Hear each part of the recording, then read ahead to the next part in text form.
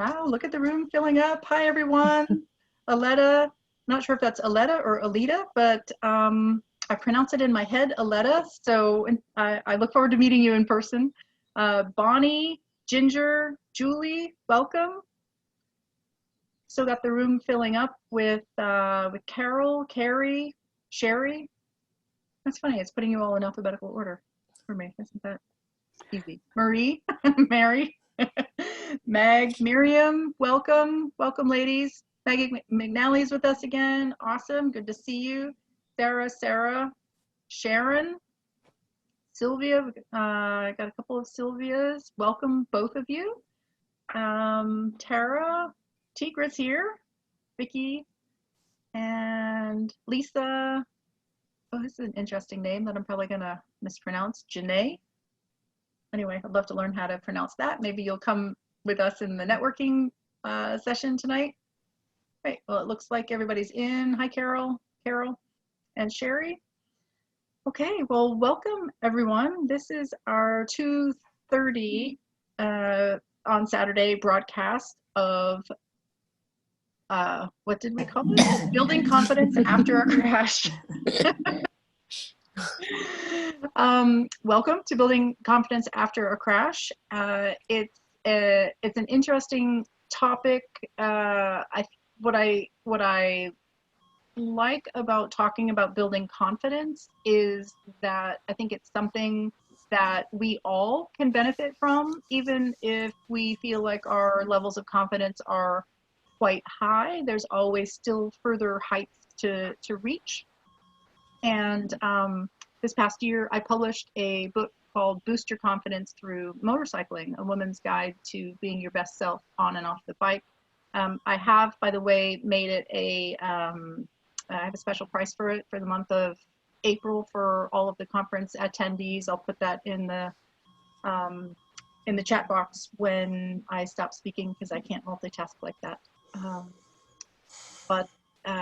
So I am delighted to be with this panel today because they're the real experts on building confidence after a crash. That's our topic. And welcome, Shiree.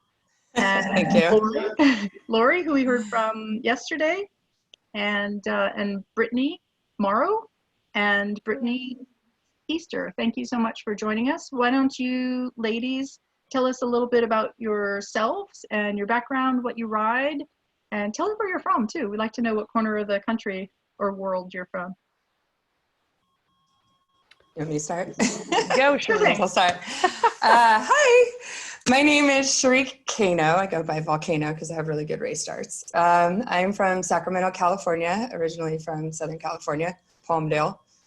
I'm a 5-time champion and the eldest active racing woman in American Federation of Motorcyclists with the most championships. I'm founder of nonprofit Shimoto's. We're a women's riding racing collaborative. We hold events called Curves and Corners Ladies Track Days, and we raise proceeds for PTSD recovery and discovery. We're geared more towards the beginner rider, get them out there, sharpen up those skills, and get on the track, you know, because it's not just for racing. And my bike of choice is a plethora. I have a problem. That's a problem.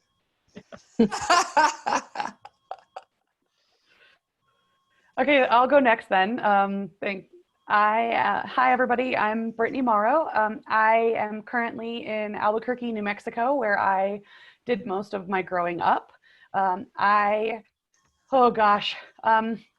been a motorcyclist for almost 15 years. My 15-year motorcycle anniversary will be on June 21st of this year. So I'm looking forward to being able to get out and ride that day to celebrate. I currently have a Yamaha R6 is my dedicated race bike. I have Street Triple R, which is my dedicated street bike. And even most recently, I have been dabbling in the 3-wheel genre. And I absolutely am loving my newest machine in my garage, a Can-Am Riker. So I am just really happy to be here and really excited to share my experience with all of you. So thank you for being here. I can go next. My name is Brittany as well.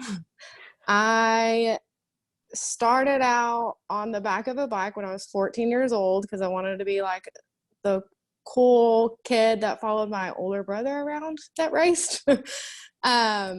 I got on my first bike when I was early 20s, and in 2015 I thought I was so skilled, and I ran straight into a mountain because I target fixated. I was riding way out of my skill level. Definitely thought I could keep up with other guys that weren't really riding in their skill level, never had been on the track, anything like that. And I target fixated on the mountain. My heel hit first and completely shattered.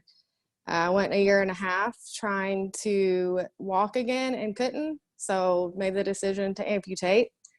When I finally got back on a bike, it took a while, but I have an amazing husband as support who races in Wira and basically forced me out of my comfort zones and got me to the level I'm at now.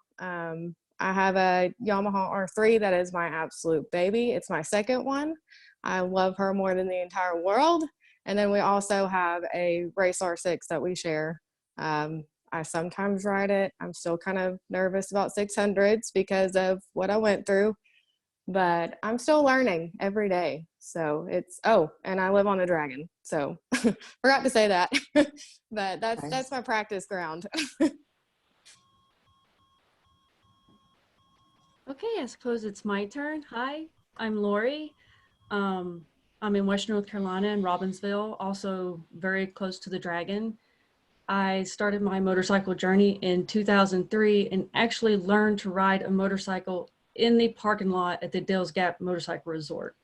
Like, they taught me to go in circles around the gas pumps and up by the hotel.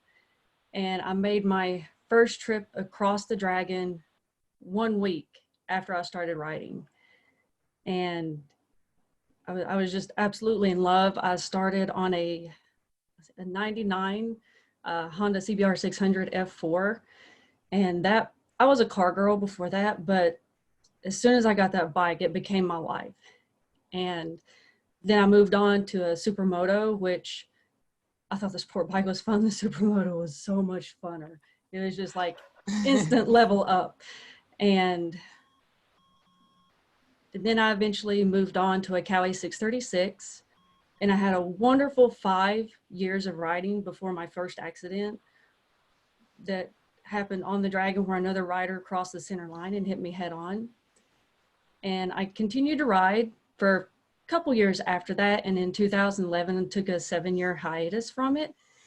And in 2018 we made the leap and got another bike and ended up with a little Benelli 135, which was the perfect reintroduction to motorcycling. Very non-intimidating. It's light, easy. It's a little more difficult to get myself in trouble on because it's not that fast, but it has definitely been a journey getting back on that bike for me.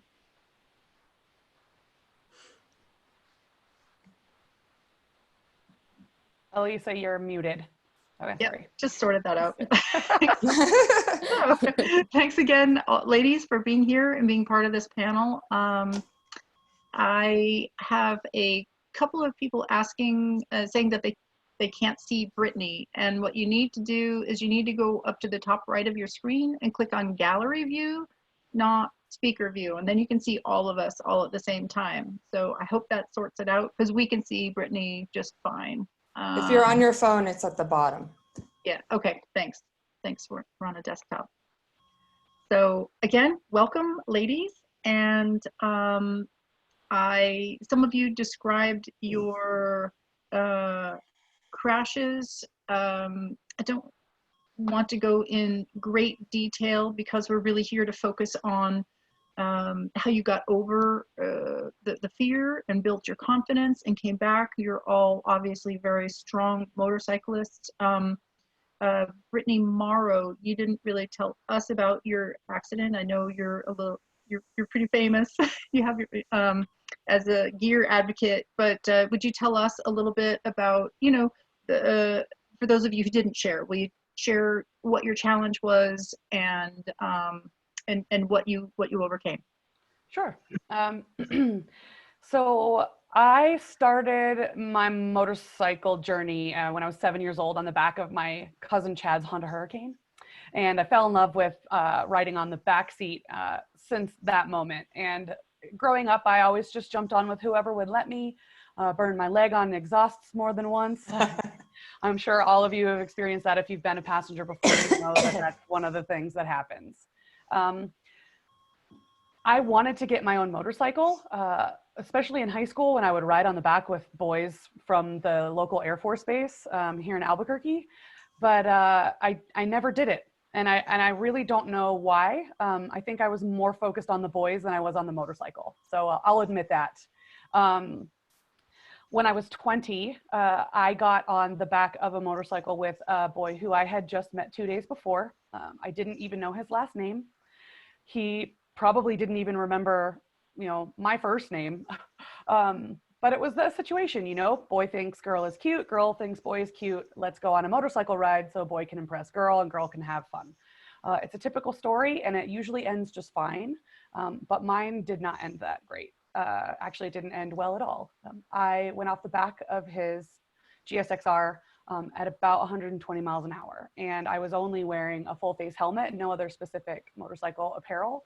So I pretty much was skinned alive that day. And I spent 2.5 months in the hospital fighting for my life, fighting infections, fighting blood clots, a bunch of complications that people don't really think about when it comes to, road rash.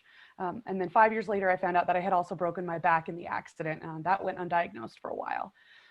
But in the hospital, I remember very specifically a nurse said to me, "I bet you'll never ride one of those death machines again."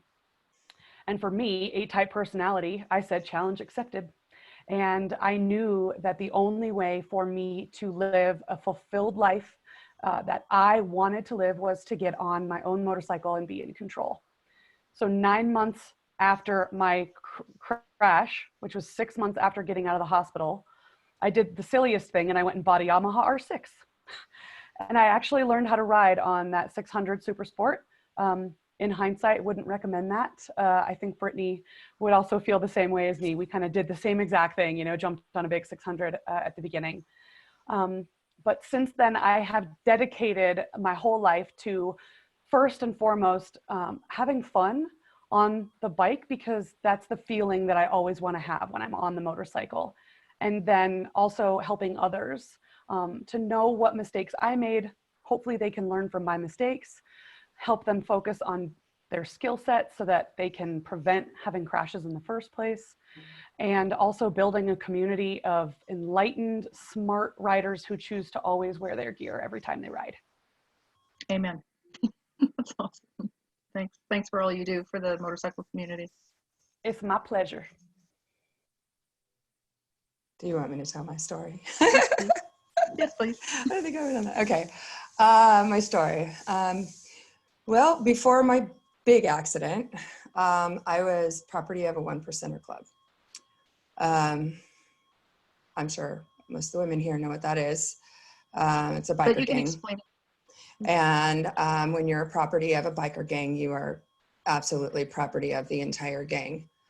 Without going into too much detail with that, after 8 years of fearing for my life if I had left, the courts forced me to move home with my mom and change my life. And I did. But I wanted nothing to do with motorcycles. The one thing that really just gave me everything, I grew up racing dirt bikes, So fast forward 7 years, I married the man of my dreams. We had 6 kids together as in his, mine and ours.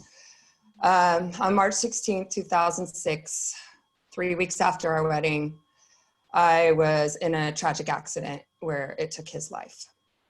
My son was driving, and the only thing I really remember is hydroplaning and going off a cliff and the glass on the passenger side shattering between my face and the earth.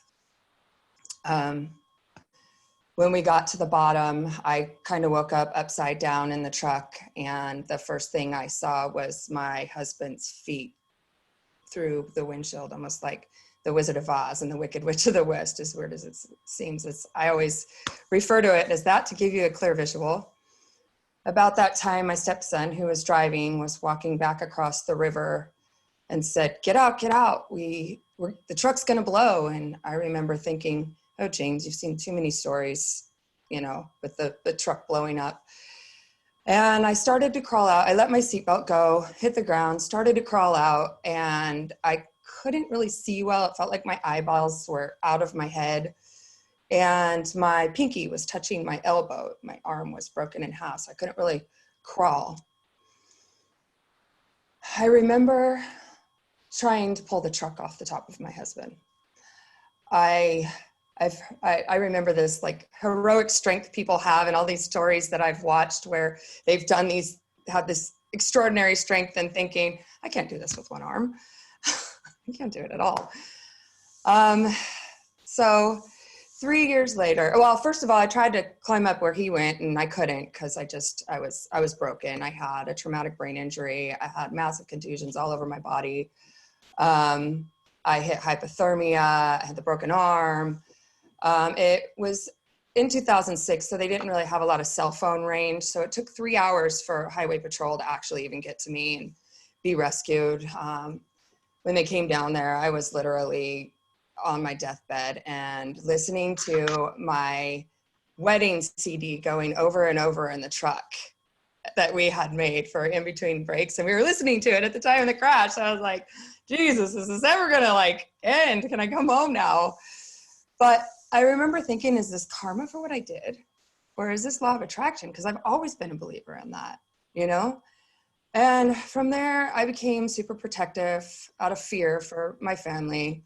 It wasn't until a little while later, I was having sushi with a friend, and she noticed that my motor skills were weird and I wasn't able to eat my sushi. And, I got into therapy, and we went through all kinds of stress with the mother, the ex-wife suing us for life insurance and all this craziness, while I'm trying to go through occupational therapy and learn how to speak, let alone use chopsticks, My daughter became super protective over me, and she begged me not to get a motorcycle. So I didn't until the day she turned 18. Probably wasn't the best idea to take a Ducati 1100 Hypermotard to the track for the first time, because the last thing I wanted to do was be a Harley rider, right? I wrecked it first day on the track. But I remember the day I stepped foot on the tarmac and feeling like I knew nobody. And I knew that this is what I really wanted to learn, because I had been through so much that I really want to hone in on racing and the track, because I didn't even know that was available. Here I lived literally within 30 minutes of Willow Springs Raceway my whole life. But I didn't know it was that attainable. Like, you just pay a couple $100 and even rent a bike to go practice some skills on the track. So I decided the very first day that I wanted to create a safe place, a support system of women, and include the men, because the men have been so supportive of us. But I wanted to be that nice to women, and I wanted to get to know why they're there, because the majority of us are misfits. Like, we're weird, but the helmet goes on and we're not so weird anymore. We're cool, you know what I mean? So that was my total reason behind starting Shimodo's. And it just kind of developed into the track days and supporting women with PTSD and discovering things about fear and all of those things. So that's kind of my story. Everybody has their own agenda with it, right? And what throttle therapy does. So. Yeah. So, Brittany Easter, tell us a little bit about you, and can you go a little deeper into how you overcame the fear? I can. So 2015 is when the wreck happened. It was a Gixxer 600. I was actually in a very bad relationship at the time as well, with my daughter's dad. And a lot of stress was involved with this too. And I was just trying to prove myself, I guess, to people. And I went over that of proving to literally, I was better. I thought I was better than everybody. I wasn't better at home, so I was going to convince people that I was better on a motorcycle that I had no right of being on because my skills were not there. I took off with some guy friends. I wanted to keep up with them, and they were gone. I tried to navigate a corner that I'd never been on because it's actually the parkway that I was on, and we were heading up to the Dragon. If you know anything around here, the parkway is absolutely beautiful, beautiful ride. But I'd never been on it before, and I was just trying to do what everybody else was doing. And knew I wasn't going to make it. And people say, you know, in that split time, your brain goes a million miles. I mean, everything flashed, and it's true. I had amount of time in a second to choose if I was going to hit that mountain or if I was going to go off the mountain. And I decided to hit it. And when I did hit it, of course, my foot, it shattered. Don't remember anything. I was transferred to trauma NICU. I'm not a baby. Intensive care for 2 weeks. And I actually, not a lot of people know this, came out of it, was in a boot, got on my dirt bike 3 weeks later and took off. Regretted that decision terribly. And then a year and a half went by, surgeries. They said, we've got to take your leg. So that's fine as long as I am able to walk and play with my kids. That was my only goal, to be able to walk and play with my kids in the front yard again. And they said, you will. The advances, you'll be able to run if you want to. But in my head, I never thought I'd be able to. I met my husband 6 months after I got my leg. And I mean, he changed my life. Again, he raced, he would take me to the tracks. And finally, our buddies was like, here's a 50 pit bike. You're getting on it. And you're riding it around because all you talk about is how, man, you miss those days. And it was more my anxiety of getting on a bike in front of people that I had to get over. I was afraid I was going to fall again and everybody was going to laugh. And I was just afraid I couldn't figure out how to do it. I got on that 50 and it was Road Atlanta. And if y'all have been there, you know, the little trails in between. I mean, I was gone. Like, they couldn't find me for a long time. And that 50 is what started it. And then I got that confidence back up. And this is my third season back. And we were planning on doing the track this year on my new R3. I did it on my old R3, but we all know how that's going right now. I haven't been back to the track yet. The track is where I started learning the skills, the getting off the seats, the bending the elbows, don't grip so hard. I mean, that's where you learn everything. And then you can take that back because it builds your confidence up. Like, it built my confidence to be on two wheels and be like, I can do this again. And I can do it better than I've ever done it in my entire life. And that's not just on a motorcycle. I'm so much more confident in life.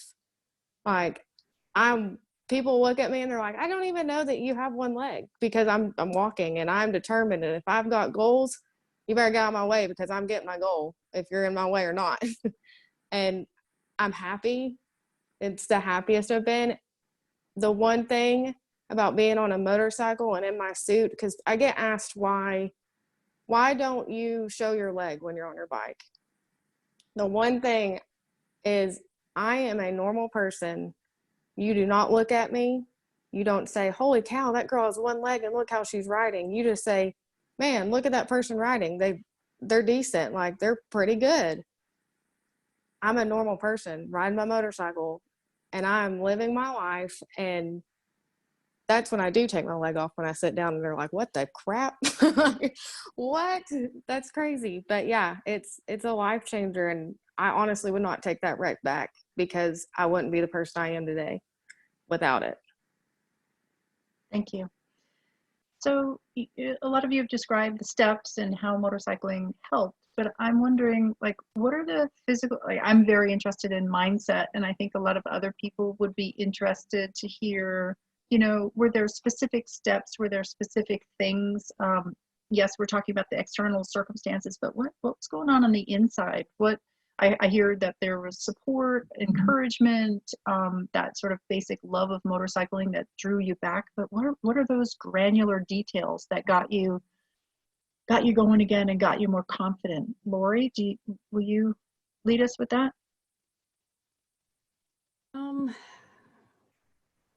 Yeah, whenever my wreck happened, you know, for a long time, I felt that it was someone took something from me. They took my trust in other people, other, you know, just cars, motorcyclists. I felt like it took away a place that I loved, a place where I've met so many people that I consider family, and I was in fear to go there. And over the years, I had to change my narrative to this happened to me, to this happened for me, and be grateful for the lessons. And it's like, once I changed that narrative, that's what helped me start building the confidence of, you know, seeing my friends out there on the bike and just missing it so much. And I was so afraid. But once I changed my narrative and I started getting that confidence back and looking at the positives, like, all this pain is making me a better person. And it took years for me to heal those mental wounds that it left me with. And I still deal with that. I'm still very fresh in getting back into my motorcycle journey, but changing my attitude to a more positive outlook is really what helped me build the confidence to be able to get back on the bike now. Lori, I'm going to build off of what you said on changing your attitude, changing your mindset. One of the things that when I first was wanting to get back into motorcycling, before I bought my own bike, I knew I needed to get back on as soon as possible, because I had always heard that saying, you know, the sooner you get back on, the sooner it'll, you know, it won't be as hard if you don't wait so long. So I was actually like still in my compression garments and like kind of still bleeding in some places. They had sent me home from the hospital, but I got on the back of a motorcycle with somebody and went 100 feet in a parking lot. And I was shaking. I was shaking to get on the back of that motorcycle, but I knew that as taking that baby step was going to put me in a place of success for the next time, and that nothing could ever get in my way as long as I chose not to quit and always moving forward, even if it was the tiniest little step at a time. That's what made the biggest difference for me. And Neville Goddard said that a change of feeling is a change of destiny. I focused on how much I loved motorcycling and the feelings that it gave me when it was happy, which was every other time I had ever ridden except for that one day. And I made a list of all the things that I loved about riding, and I focused on those instead of how scared I was because of what had happened to me. And of course, that fear never goes away. I still get nervous before a ride because I know what can happen. But the moment I start to think that way, I change what the feelings that I'm focusing on. And I focus on how wonderful and joyful and accomplished I feel when I ride. And even if, you know, nobody can tell the future, I know that that's the feeling that motorcycles give me. And that's what I focus on every single time to get back on a bike. Because I think all of you ladies can agree with me that that fear never goes away, but you can control it. Thank you. Shiree, would you like to add anything, or Brittany Easter? Shiree, you're muted. So, I can unmute you. I feel absolutely, Brittany. I feel that you can change it. Fear was meant to protect us, you know. Apparently that's also a reason to buy toilet paper. But my point is, fear is contagious, and look at what we're going through right now with this pandemic. Women and that's why we're here, are intuitive. And that's the leg we have up on this whole fear factor. We have such huge power, especially in numbers. Knowing we have support by other women is huge. It helps build courage. And I like to go by the 3 C's. It reminds me of a story of my friend and first mentor, first coach, race coach, Daniela, had gone through 2 accidents, and it broke up her, like back to back in 2 race years. It broke her pelvis, it broke her back, both her legs, both accidents. So she had a lot of recovery to do. But we were on a practice ride at Button Willow Raceway. And this is what I love about motorcycling. For me, it's not really fear because I'm more meditative. I like the technical portions of it.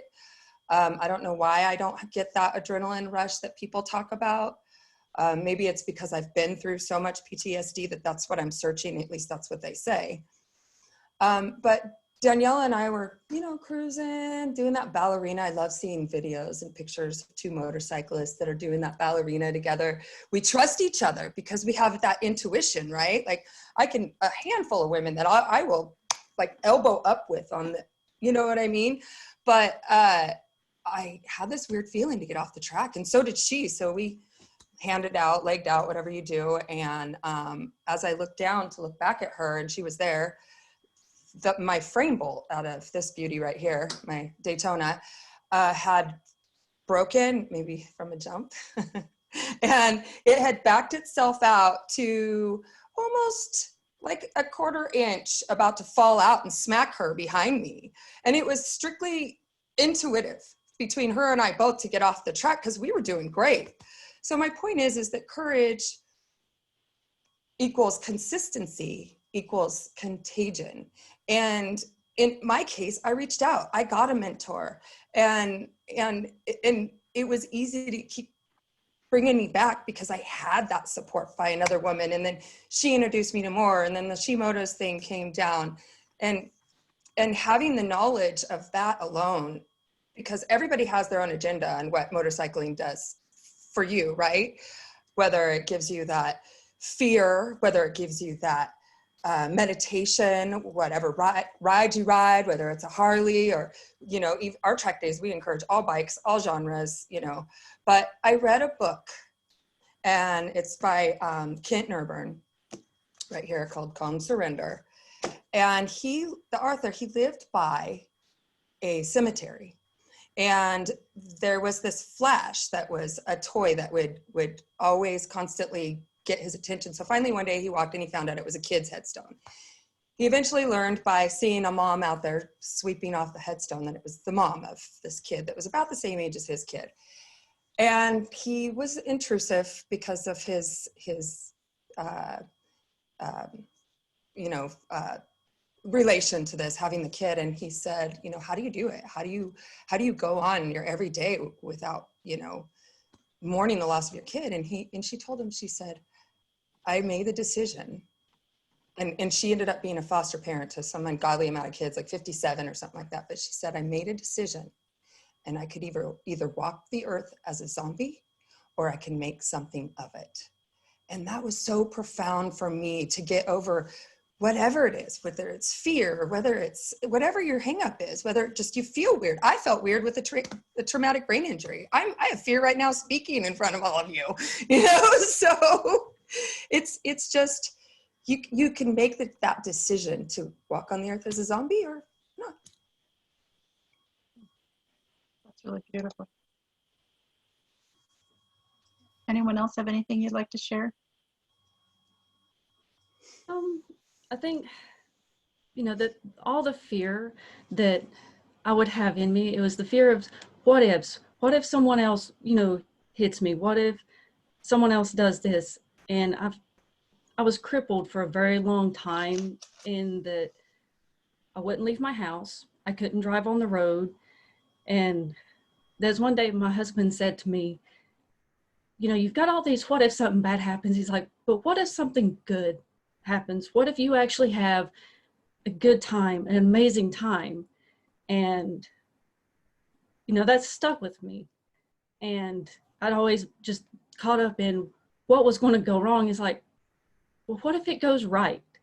And so far, you know, the journey of getting back on a bike has been going right so far. And I'm so glad that I've taken those steps. And, you know, and that goes back to changing the way you think about things.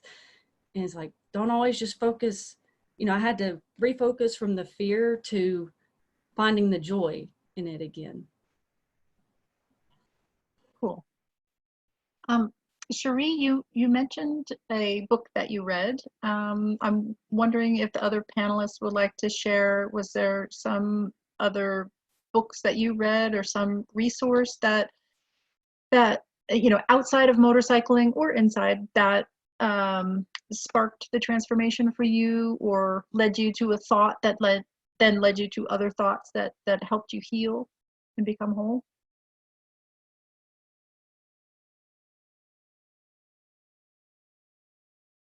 Okay, so I'll go. I was going to see if anyone else, if Brittany, the other Brittany, or maybe I'm the other Brittany, wanted to share, but I guess I'll go first. And I have it in my hands because I hope that this question was going to come up. A lot of people know already about the book, The Secret, or The Law of Attraction, and how important it is to visualize what it is that you want in your life and continue to visualize it, because what you think about, you bring about. But for me, the step beyond that was actually the follow-up book to The Secret. And every time I talk about it, people are like, I didn't even know that one existed, but it's called The Power. And The Power is the follow-up to The Secret, and this book actually kind of teaches you practices on how to use the law of attraction, or positive thinking, or even prayer. I honestly believe that it's all the same thing.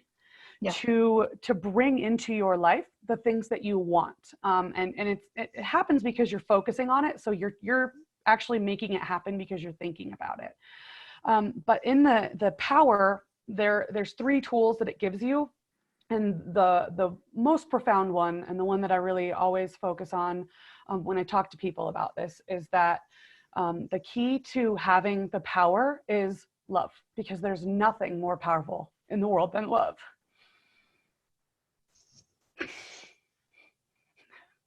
I love motorcycling, and I love the people I've met because of motorcycling. And that love is the power that I have to get back on the bike every day.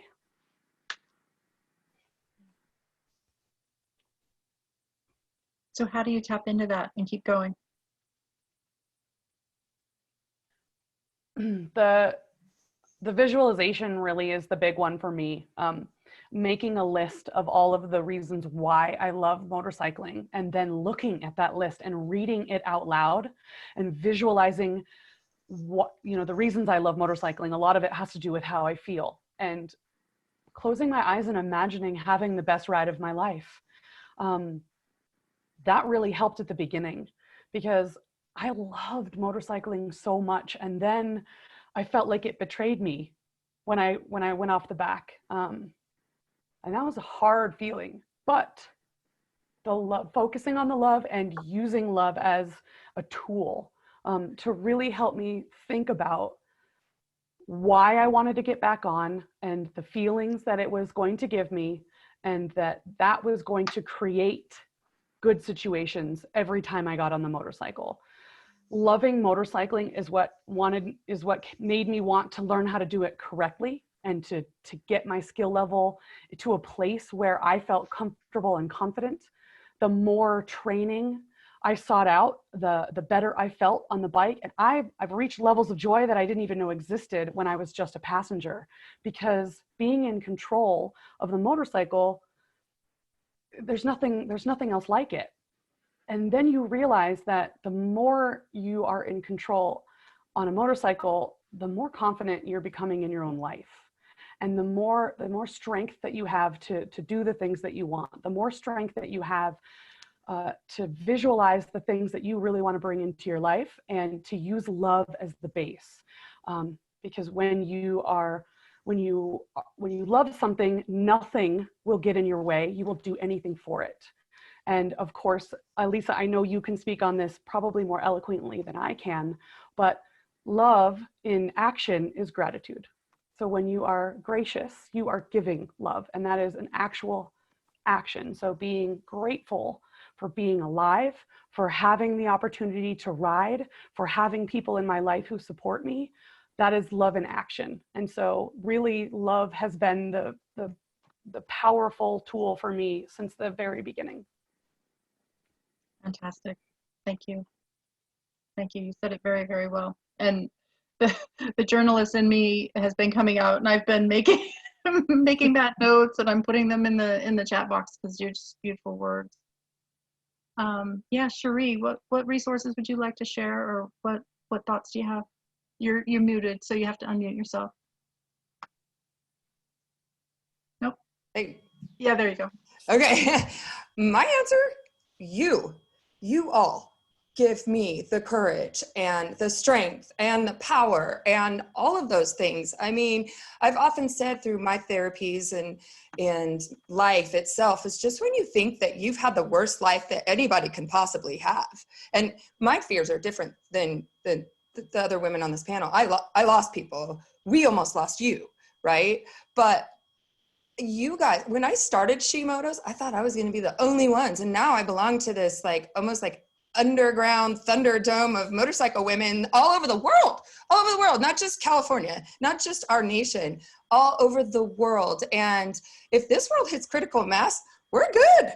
We are good, sisters, because you all have really helped me know that there's more than just me feeling the same way and having the same fears and having the same courage and having the same, Brittany, love for myself and love for the ride. Thanks. Brittany Easter or Lori, have anything you want to share? Resources, tools? Well, mine is a lot of the self-love. That was a very big tool for me to use, because before this I didn't have any self-love at all. And to see all these people in the community just love themselves and their confidence, it pushed me to want to be part of it and to be part of this family. It really is a big family, and you don't get that in your everyday life. You have your work family, but you don't go out and take vacations and go to the track with your work family, there's a special bond between us who have this passion, and learning how to self-love and build that confidence and having people to support you was my tool, because without any of that, I would not be where I'm at today. The family, I don't get that anywhere else at all. Brittany, can you go one step deeper into that and say how you use self-love as a tool? How you got started on that path? Yes. Help us out. Yeah. So before the wreck, of course, I didn't have any confidence, but each step that I got past a fear taught me, hey, don't be so negative on yourself. Don't bring yourself down. If you can do it, imagine where you can also get to. Build yourself up, because in the end, you have you. You have that family, but in the end, you are the only one who can force yourself to get up and go, who can force yourself to be happy, who can force that negative mind to be a positive mind. You can have somebody sitting here telling you, hey, no, life's great, life is amazing, but until you, your own worst enemy, your own best friend, can convince yourself that you can do it, you're not going to be able to do it. And without self-love, you're not going to go anywhere. Every day is a new step. Every day I love myself more. Every day I learn new stuff about me. Holy cow, I didn't know I could do that. I didn't know I could run. I can run. It's hysterical to watch me, but I can run, and it's pretty cool. I was giggling trying to chase my dog. He thought I was trying to kill him, but I was happy. So every day you learn, and every day you grow. And you'll get places if you love yourself. So it almost sounds to me like you're making a catalog of the wins, Oh yes. of all the steps along your journey, and focusing on the positives rather than the negatives. I know other women on the panel have talked about that too. Oh yes. I don't write down negatives. I have, my husband says I literally block negative anything out to the whole crisis in the world. I know it's happening, but I won't let it into me. Like I won't let it affect me. I have a checklist of the things like, man, I might have this leg, but it didn't stop me from doing this. Let's see how much further I can go with it. Let's check this one off. What next can we try? Let's check that one off. It also helps me learn with my bike. What did I learn this time? The movement of my attachment, because I do have an attachment for my leg because it has fallen off before. So we had to figure that part out. And it's like, okay, I could do this. What if we move that attachment this way? What if I could make it that much more movement and see where it puts me skill wise? I mean, every day it's positive. No negatives are on my list. And if it's a negative, you might want to mark it out because I ain't even gonna look your way. That's awesome. Lori, can you share some of your tools? I know you shared so much with us yesterday, but I know that there's new people on today that would love to hear from you. Yeah, one thing that I discovered pretty recently last year is a Hawaiian forgiveness ritual called Ho'oponopono. And the saying goes, to forgive unconditionally, and you speak, this sentence that I'm sorry, please forgive me, I love you, thank you. And it took me a long time to forgive the other motorcyclists that hit me. It took me a long time to forgive myself for harboring that hurt toward him and what I perceived as what he took from me. And something I kind of came up with yesterday right before my presentation was turning hate and hurt into hope. And once I did that, it changed my life, not just with motorcycling, but just everything in general. And learning to forgive myself and not beat myself up that, you weren't hurt that bad. You're blowing this out of proportion. It's all in your head. Just get over it. And I would beat myself down so hard for having those feelings. And I finally had to just really sit within myself and forgive myself and allow myself to feel that in order to grow. And now whenever, I start thinking, beat myself down or the negative stuff, I'll say those things to me or to myself that I'm sorry, please forgive me, thank you, I love you. That is so beautiful. And thank you for reminding me of that. I learned it a while ago, and it's amazing how sometimes the tools come back to us that we need when we need them again. So thank you. And that's such a beautiful thing for all of us to share in this crazy time we're in. It also, I feel like it brings some peace, so it can bring peace, as your forward focus, but it can also just bring peace in that moment of beingness or what have you. Can I just jump in real quick and say that y'all are beautiful. Thank you. The learning how to love yourself and to trust yourself and to forgive both yourself and others. I want to build off of that a little bit, because sometimes even if we try our best to do it on our own, we get in our own way. And I think Shiree and Brittany said that as well, is that we're our own worst enemies sometimes. Do not be afraid to ask for help. whether it's counseling and talking to somebody or seeking out training, reading a book. I know all of us have shared, books that have helped us. That all of that is there to help you. And there is nothing wrong with seeking out help and asking for help. Sometimes that is the only thing that will drag you out of the mud because you can't drag yourself out. And I know that has been true for me in my life on so many occasions, that my pride would get in the way and I don't want to ask for help. I can do this on my own. And sometimes I can, but sometimes I can't. And the community of women that I've learned to trust to help me when I really need it, don't be afraid to ask for that help. That's a beautiful reminder. Thank you, Brittany. I don't even know how to follow that. You left me speechless. Yeah, there's so many different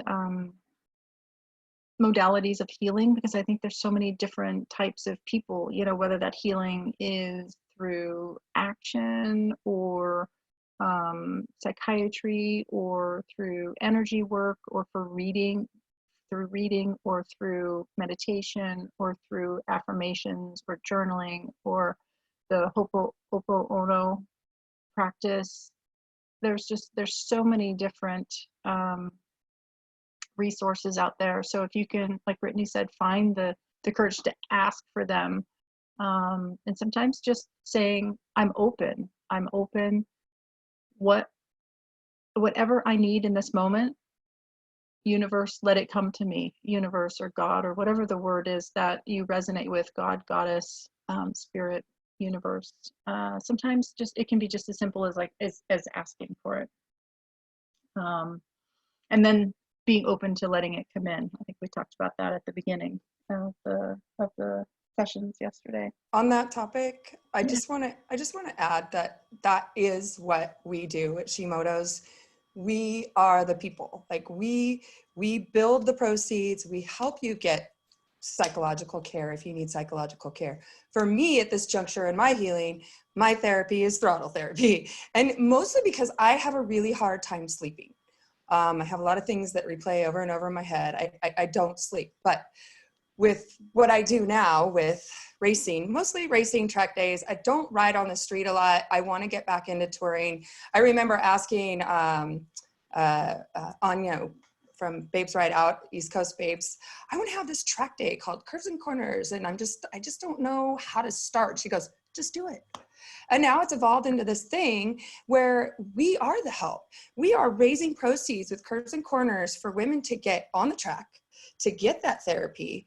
I'm getting off subject. The therapy that I get out of it is I sleep from Sunday when I get home till like Wednesday, Thursday when I'm starting to prepare for the track again. And that sleep is key to my success in life and in depression, because sleep is much needed. And I probably get about 5 hours a night. And that's with as tired as I get from doing all I do.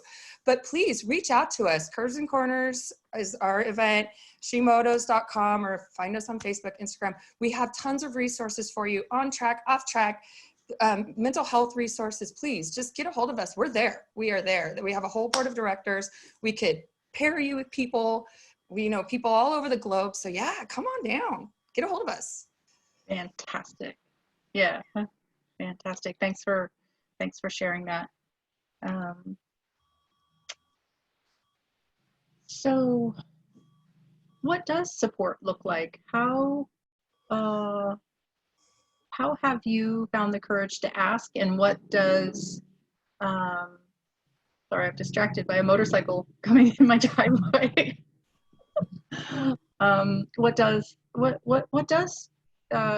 peer-to-peer support look like? And maybe you can lead that off, Shiree. For me, I think that like I said, when I stepped foot on the tarmac, I was still in fear of ever being on the street, because like I was in a gang, and I had to get out of the gang, and nobody in the gang knew where I went. So I did not want to be caught on the street, for one. For two, I didn't want that stigma of being a biker chick, because I I am at heart. I'm a biker chick. I'm a hippie. I'm a cowgirl, whatever. I'm all of those things. But I wanted to be a racer, and the other women in the paddock were so kind to me. And you could stand in there and you could see who you mesh with and who you don't.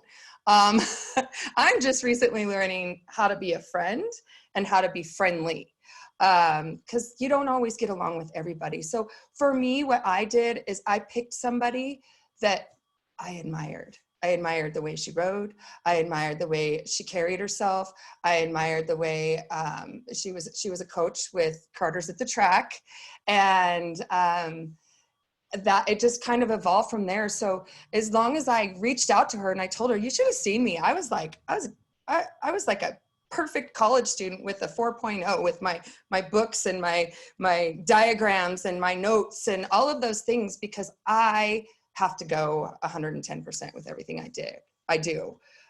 So I would say, just like, look at your mentors, wherever you go, like find a woman. And I say a woman because women just know how to deliver a little nicer and sometimes not so nice, but still with that loving, matronly kind of thing where, that you do feel supported. So I would say choose someone and reach out. That's the key. Reach out.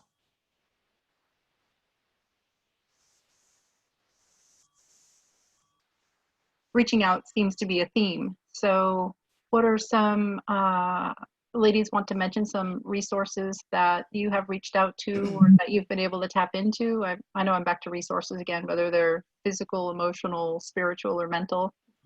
We're all ears. I'm a member of the Congregation Unity of Sacramento. They believe in law of attraction. My minister has been in The Secret Part 2. So that is definitely one of the spiritual aspects that I reach out to, and I get all of that stuff that keeps me in that positive mindset, because it's not always there. I'm a work in progress. As we Shiree, all are. you're not alone on that. Yeah, I mean, I know we're all coming across like these amazing spiritual beings who have all this amazing advice, but I know I speak for myself when I struggle every day with loving who I am and the things that I do. And speaking of community or resources, one of the things that really changed my life was going to the Women's Sport Bike Rally for the first time in 2007. And I went as an inexperienced rider who didn't know anybody except for the girls and the boys that I rode with down in Florida in straight lines, really fast, very stupid. But finding your community and finding your tribe. And we live in we're so lucky right now because, or fortunate, I'm gonna use the word fortunate, because we live in a time where there are an unprecedented amount of women's only groups out there. And it's not necessarily that it has to be only women. Even you can find your tribe and it doesn't have to be only women. But if you want to start out in a place where you feel safe and understood, and you want to go with the women only thing, we have more resources now than ever. And it's not just events. There are groups on Facebook. There are local meetup groups. There are so many places where we can find our communities, and they can hold us up when we're too weak to hold ourselves up. I know the Women's Sport Bike Rally really changed my life. I've met my best friends through that event, and I never would have met them if it wasn't for that. And they live all over the country, and I don't get to see them very often, but their experience and the way that they presented themselves gave me the courage and the idea that I could be like that someday. And I know that being the leader of that group now, I've turned around and now I am that for some people. And I don't think I could have asked for anything more in my life than to have turned that around and be that for somebody. That gives me strength to wake up every morning and know that maybe my story or maybe the way that I'm carrying myself is helping other people. That's the dream right there, putting a roof over my head while helping people find happiness and joy and be healthy. And that's amazing. So find your tribe, find your community, whoever it is, wherever it is, because if you don't have it, there's power in numbers, and there's power in that love that you share for yourself and for each other.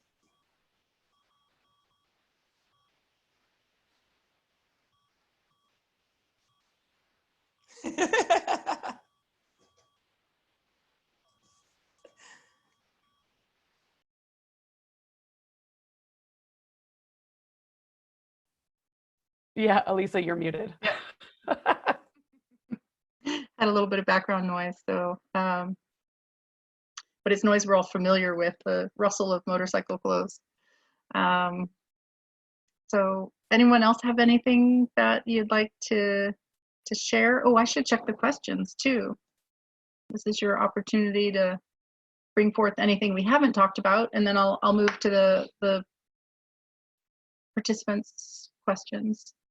I wanted to add that if you're struggling with anything, the fear of getting back on a motorcycle after a crash, dealing with the mental aspects of it, don't be afraid to ask for help. It doesn't make you weak. It doesn't make you less of a person. And, you know, and thinking I could cope on my own, I can do this myself. I'm too prideful to ask for help. And when I finally did seek help, counseling, I had to go on antidepressants for a little bit. Thankfully, I've been off for a few years now.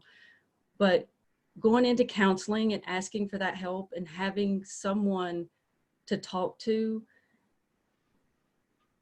that's another thing that just changed my life and has helped immensely, is having that safe place to vent those feelings and having that person to help me look at the other side, look at the positives, and kind of bounce ideas off of. And it took a long time for me to be okay with, I need to ask for help. And I was ashamed of it for a long time, that I needed that help. But I am I'm much more open about it now. And it's like, girl, guy, whoever, if you need help, get it. You know, it is one of the most wonderful things. It doesn't make you less of a person. It doesn't make you weak. If anything, it helps you grow and makes you stronger, makes you a better person, and gives you a better life. Lori, I think that's perfect right there. I honestly think, and I'm going to give my experience on this just a little bit, because I didn't get counseling for 14 years. I just started seeing a counselor last year. So of all the strong things that I've done and the decisions that I've made and become a motorcyclist, become an instructor, I never talked about my feelings with anybody in a situation where they were there objectively. And it has absolutely changed a lot of things for me on the back end, behind the scenes, the things that people can't see. But going through that experience now, a lot of people say that it takes strength to ask for help. Mm-hmm. I think it takes strength to push it away. I think the women who are holding it in and the women who aren't talking about it, you're already strong, because that is one of the hardest things in the whole world to do, is to hold on to that fear and that doubt of yourself and not tell anybody. That is hard. So you already have the strength to look for help and to ask for help. You just don't realize it yet. And being on the other side of it, I want you to know that you have so much strength that you just don't know, because you've been holding on to it for so long. You have an amazing amount of strength. All you have to do then is reach out to one person. That's it. One tiny little baby step. I have something to add to that. Not a lot of people know, I don't share it that often, my little brother, he was 23 years old, committed suicide 2 years ago. And all of us thought he was the happiest out of all of us. So I will back everybody, ask for help, because we had no clue. I'm not somebody that walks around and is like, oh, I'm the happiest person in the world, because no, I don't think there's anybody out there that is. We all search for happiness and we get it the way we can. And for us, it's motorcycles. For my brother, it was school. He loved school. And he had gotten some bad news and none of us knew. He kept it from us. And we got that phone call, and now we're on the side of, why didn't he ask for help? We were there. Why, if he had just been like, hey, I really need you. And he didn't have to say anything at all. Just that he needed somebody there next to him. Right then and there, we would be there. No matter if it was my sister, my brother, any of us. But there is always, no matter if you feel like you are alone, there is always somebody there waiting to say hi to you that next morning. Waiting to see that picture that you posted of you going hiking. There's always there somebody there supporting you, either in the background or in front of your face. So reach out. Reach out. Please reach out, because you don't know what it feels like when you're gone and that person is sitting there saying, I could have done something. So that's what I have to say to that. Ladies, let me ask you a couple of the questions from the Q&A, because we have some really interesting ones, including one that made me chuckle, which I'll get to next. But first of all, I want to ask, Carlene asks, what do you think of riding the bike that you crashed on? She doesn't really want to jump onto the same bike right away, but her hubby thinks that she can get over it and ride the same one. Any one of you want to talk to that? Sure. I didn't immediately get back on the same bike. I did purchase another one to ride while I was repairing the one that I was hit on. And it was scary. The wave of emotions that came from getting back on that motorcycle, the flashbacks, and just reliving that trauma. As soon as I sat in that seat and started down the road, it was overwhelming, but you have to keep, I can do this. I've got this. I can do this.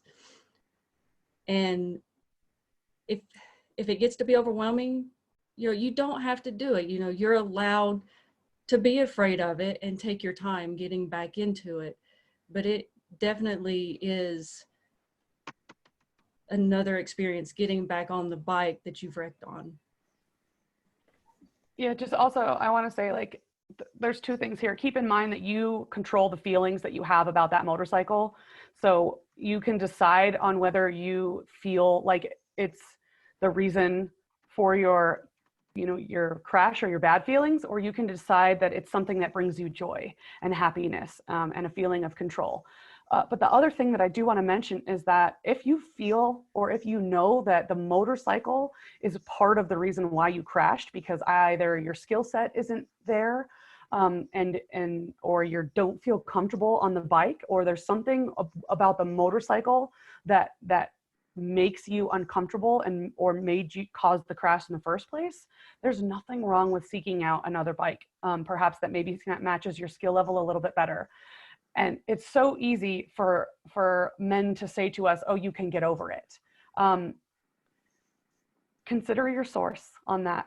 I just want you to remember that there are so many other opinions when it comes to how you can get back on that same motorcycle. If you want to keep that bike, you keep it.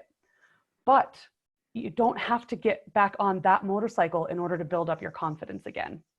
So you control how you feel about that bike, and make sure that you are feeling comfortable with the motorcycle itself and not just what happened on the motorcycle, because those are two different things. I have to say, for me, I've crashed about 15 times in my race career. Gear. I cannot stress how gear gives me the confidence to get back on, because I've crashed at 150, 160 miles an hour on a slide on this same girl. And I wear airbags. I wear them on the street. I wear them on the track. And I have sustained some serious accidents and got up and dusted my butt off. And you know, I wrecked a super bike, school bike. I've done it all. Like, but just know that, you know, you can get through it by having a layer of protective gear to give you that confidence that you're going to be okay. Carlene, I would just also like to add that, thank you, ladies. Carlene, I just want to add that men and women build confidence very differently. And it's okay. It's okay to be different and build your confidence differently than your husband does. And maybe you can find those words to say to him, you know, in a loving way. I need to do it my way. So, the question that made me laugh is from Sil. Are the Brittany's writing any books? If I don't write a book by the time I'm dead, and I don't know when that's going to be, I will be very disappointed in myself. Finding the time to do it is, you know, if that's my silly excuse for now, as I'm talking with an author here, Alisa. That's for when we're old. Yeah. No. Thank you. Hey, I'm half 100 so in 2 days, so. Half 100, I love that. That's hilarious. Half 100. Someday, Sil, I promise. But it's funny that comes from Sil, because Sylvia, you should have written a book. I think it's Sylvia Salinas, right? Yes. That's the question. Yeah. Sil, I didn't even realize until yesterday that you and I have the almost exact same experience. Sil was in a massive crash as a passenger and had a ton of injuries. And 44 years later, she's writing her own. She's been writing for a long time. Now you're one of my heroes, Sil. So let's write a book together. What about you, Brittany Easter? Well, I write every day of my experiences, so maybe one day it'll all add up to one book, maybe not, but you can come in my cabinet and it has literally every single day of my life since the wreck, so that's how I get my emotions out. Question from Paige. When you start changing your outlook, how do you avoid falling into those negative habits? It's just so easy for the fear and negativity to take control. Oh, we were addressing that, but does it, okay, so does anyone else have, on the panel, have anything to add to that? Thanks for your question, Paige. I'm gonna pull a page from your book, Alisa, and I'm gonna say that gratitude is a tool that can absolutely change those feelings of fear and negativity, because you cannot be fearful and negative if you are concentrating on what you are grateful for. Yeah. And that's all I have to say about that. Alisa can speak eloquently on this because she wrote a book about it. Yeah, you said, that's good. This panel's about you ladies. I like when Mama D said that you'll crash, but just know it's for you, not to you. And it gives you the humble ability to have respect for the asphalt. And that is a good thing. I crashed my hypermotard on the track first day, by the way. Wow. And Mama D will be giving our last presentation of the day at 7 p.m. So watch out for her, because she is a fireball of energy. She's amazing. Yeah. Okay, I have a question from Erica for Shiree.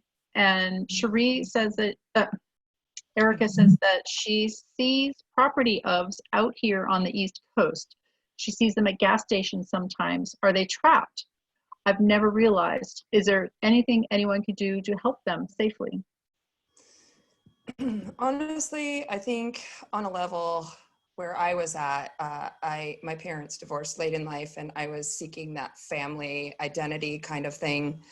I just had to drive 1,000 miles to try to be independent, and ended up in a gang. I think it turns into kind of the, what is it called when you, sorry, I get hung up on words because I have my brain injury causes short-term memory loss. It's when you fall in love with your perpetrator and start believing I can't think of the name right now. It's not Munchausen. Anyways, I'll get back to that. It kind of, you kind of start believing and loving the lifestyle.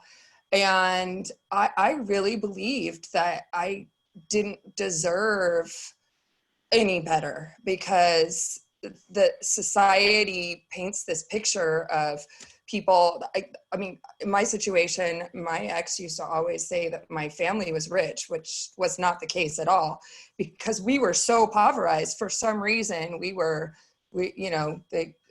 just didn't deserve it. And I believed it, so sometimes, yes, I would say it could help, but I really feel that most of the women are so hardened and stuck because they believe the lifestyle, the perpetrator, everything about it. It gives you a sense of power, and it gives you a sense of family. It's just a fallacy. So I don't think I could really answer that question, because yes, I was savable. Is there something we can do? I guess we could. Let's do something. Awesome. Love that attitude. Thank you. Thank you. We have 3 minutes left. So I want to just ask Stockholm Syndrome. Sorry. Great. Jen Dunstan wrote here that she recently had a bad crash on her dual sport bike just 3 weeks ago. She had a brief blackout and smashed her knee in, and also had some tearing in her abdominal muscles. She was far out on a trail and had to ride it home, but her was luckily there for support. As she rode home, she had panic attacks inside her helmet that she had never confronted before. Crying, panic breathing, every rut or small obstacle felt insurmountable to her. Are there mental exercises to help combat these panic impulses that seriously affected her riding on a physical level? That'll be our last question. If you can answer it quickly, that would be awesome. I breathe. I tell myself through every corner, through everything, and I'm speaking on track, I tell myself, set up, apex, exit, entry, apex, exit, and breathe. Lean. Like there's keywords that I use to take a breath, entry, apex, exit, breathe, winding. I mean, there's all kinds of keywords that you could come up with on your own. And and you should be able to see those obstacles, because we're always looking forward, right? Looking ahead, and be able to navigate through those with the exercises you create. That's one I've done for myself. Yeah, having a mantra, even if it's just 3 words. And Jen, I would suggest saying to yourself, I'm Jen Dunstan, because you're a badass. So even if it's something other than that, I got this, or, Alisa, you mentioned once in one of your presentations to me that your mantra was, the bike is built for this. The bike is built for this. Just repeating something over and over that's a positive affirmation, and breathing at the same time, that can really, because that's taking small steps over and over and over and over, just tiny little steps. I got this. Good. Now I got this. Now I got this. But yeah, I'm Jen Dunstan. That's your mantra. I even know a couple of girls that have duct tape, that they actually put on their tank and write their mantra. Tits on the tank is one of them. Tit to tank. Well, and having those as your go-to saying, having them close by, after a while, you can develop a habit of turning to those things. And that combined with the breath is so powerful. Taking that deep breath and saying your mantra. We have some really great questions from Frank and Aaron and Carrie and Aaron and Gerald, and I just can't get to them all because we're going to have to wrap this up and get ready for the next group of presenters, which will be Wendy Crockett. The unthinkable Wendy Crockett. Yeah, I had the extreme pleasure of being in a booth next to her at the IMS show, and I just fell in love with this woman. She's fun. She's badass. She's traveling in Mexico with her daughter right now when the whole COVID thing broke out. So she's on an epic motorcycle ride with her 5-year-old daughter. And last year she won the 2019 Iron Butt Rally. She's just an amazing woman. I can't wait to hear from her in 9 minutes now. But I did want to end the session with a comment from